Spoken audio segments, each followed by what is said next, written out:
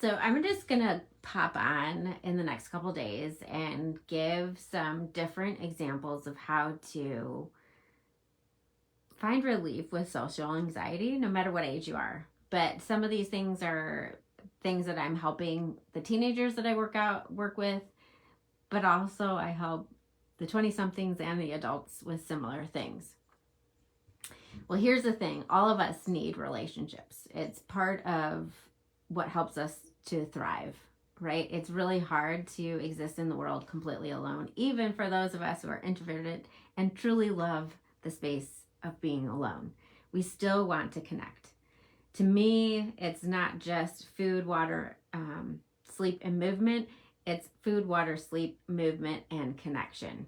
There are many scientific studies that actually prove that people would give up food in order to have connection. Animals as well as people oftentimes do this because we crave connection. But if you feel like you are broken in the connection factor, i.e. you have social anxiety, you don't know how to create relationships, here's some tips. Here's some subjects that you can ask questions about. When you ask another person questions, you're learning about them and it creates conversations.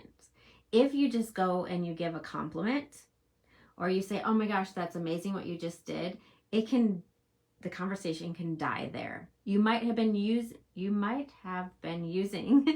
the compliment as a doorway to open into a greater conversation, but oftentimes the other person is like, now what do I say back?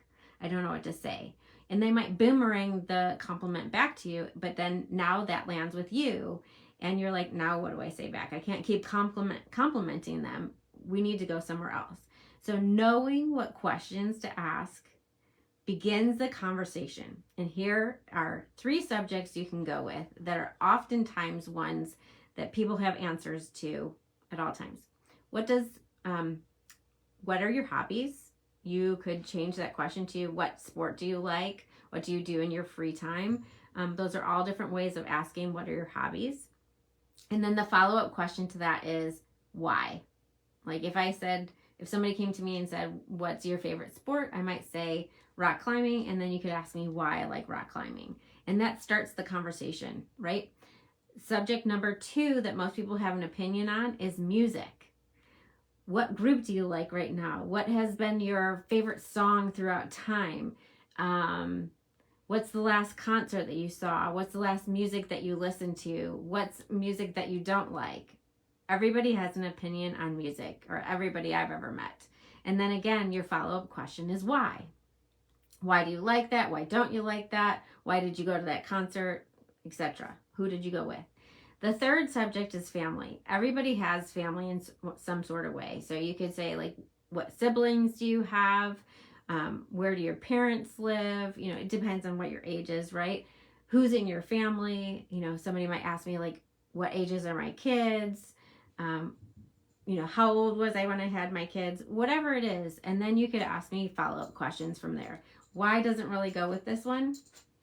And then I had a teenager who taught me that there are two other subjects that people have an opinion on often, which is fashion and food. So those are 5 different subjects that you can use to start a conversation that will create interest and back and forth dialogue. That will let you know whether you want to create an even, sorry, my dog came up, an even greater friendship, or whether you want to leave that one alone, because we don't know until we start having conversation, no matter what age we are. And when we know how to ask better questions, relationships get easier to begin, and so social anxiety goes down.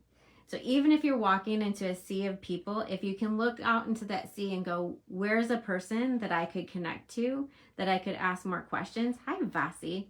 It'll help you to feel more at ease.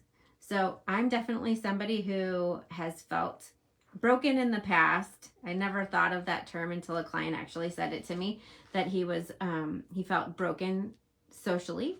And I was like, yeah, I don't feel like I can function properly socially either. I never thought of it as broken, but inside I often felt that way.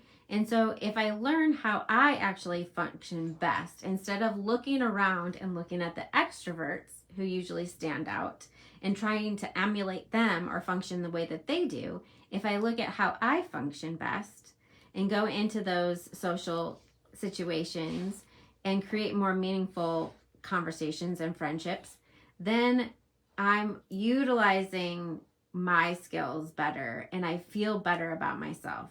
Right? And so a lot of introverts really need to realize that you function differently than an extrovert. That's not wrong. It's just different. And if you stop trying to emulate an extrovert, you won't feel so wrong or shame-filled anymore. And then you'll actually realize you're not broken at all, that you're fully functioning just in a different way. And that a lot of extroverts would love to have an introvert around, and that introverts really love to have extroverts around too, and that the world works so much better with all of us functioning as ourselves in our fullest capacity everywhere we go. So those are just some ideas. Have fun with it and let me know how it goes. Bye, Vasi, and whoever else joined. Thanks for joining.